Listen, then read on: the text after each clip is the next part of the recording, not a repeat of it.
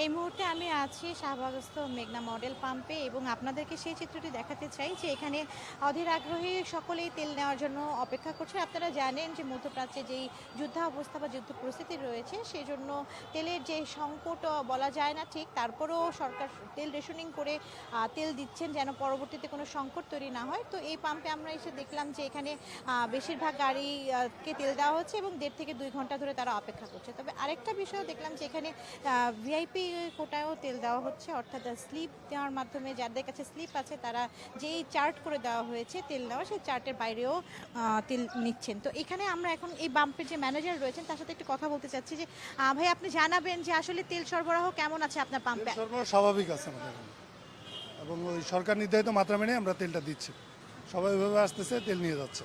আপনারা স্লিপের মাধ্যমেও তেল দিচ্ছেন, এই বিষয়টা একটু যদি বোঝাবেন। স্লিপটা অনেক গাড়িতে দেখলাম স্লিপের মাধ্যমে। আচ্ছা, আমাদের এখানে কিছু ক্রেডিট কাস্টমার আছে, ডাইরেক্ট কাস্টমার, সরকারি প্রতিষ্ঠান যেমন এনএসআই, হাইকোর্ট, তারপরে সুপ্রিম কোর্ট, ওনারা তেল নিয়ে যায় তো বাংলাদেশ সচিবালয়, ওনাদেরকে আমরা ক্রেডিটের মাধ্যমে তেল দিই। ওই জন্য আপনি মানে স্লিপগুলো দেখতে পাচ্ছেন। স্লিপের মধ্যে 33 লিটার, মানে 30 গাড়ির 30 লিটারের উপরে। সরকার তো হচ্ছে গাড়ির জন্য এত লিটার বেঁধে দেয় না।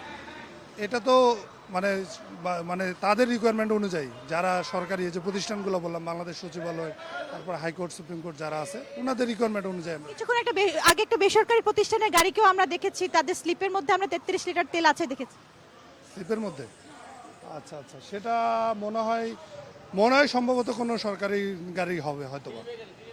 ও স্লিপের গাড়ি, ওটা স্লিপের গাড়ি। স্লিপের গাড়ি কিন্তু বেসরকারি প্রতিষ্ঠান, সরকারি প্রতিষ্ঠান না। বেসরকারি প্রতিষ্ঠান নিতে পারে। আমাদের কাছে স্লিপের মানে ক্রেডিট কাস্টমার যেগুলো আছে, বেসরকারি ক্রেডিট কাস্টমারও আছে, তো ওনারা তো আমাদের কাছে বছর ধরে তেলটা নেয়। ওনারা যে সরকার নির্ধারিত চার্টের বেশি তেল নিচ্ছে, এটা কি মানে এটা তো পার্সোনাল গাড়ি না, তারা ক্রেডিট কাস্টমার, ওইভাবে আমাদের কাছ থেকে তেলটা নেয়। তাদের জন্য এটা নেওয়া যাবে? এটা সরকারের। এই পাম্পটা তো আপনারা জানেন মনে হয়, যেটা একটা গভর্নমেন্ট পাম্প, আর এটা ওই পাবলিক ফাংশনের পাশাপাশি প্রতিষ্ঠানগুলোকে সেবা দেওয়ার জন্য দেওয়া হয়। ওগুলো সবই প্রতিষ্ঠানে গেলে। দর্শক শুনছিলেন যে এই পাম্পটিতে আমরা রয়েছি, সেই পাম্পটিতে কথা বলছিলেন সেখানকার ম্যানেজার এবং জানাচ্ছিলেন যে জ্বালানি তেল সরবরাহের কোনো সমস্যা নেই। এবং আপনাদেরকে তাই বলছিলাম যে আসলে সরকার তেল রেশনিং যে সিস্টেমটি করেছে সেই মাধ্যমেই প্রত্যেকটি পাম্পে তেল রেশনিং করছে। তবে এই পাম্পটি সরকারি বিধায় এখানে আমরা দেখেছি জ্বালানি তেলের কোনো সংকটের বা সরবরাহের কোনো সংকট নেই। তবে রাজধানীর যে অধিকাংশ পাম্পগুলো আমরা ঘুরেছি, কোনো পাম্পে কোনো প্রকার জ্বালানি তেল নেই, কোনো পাম্পে অকটেন আছে তো ডিজেল নেই, ডিজেল আছে তো অকটেন নেই।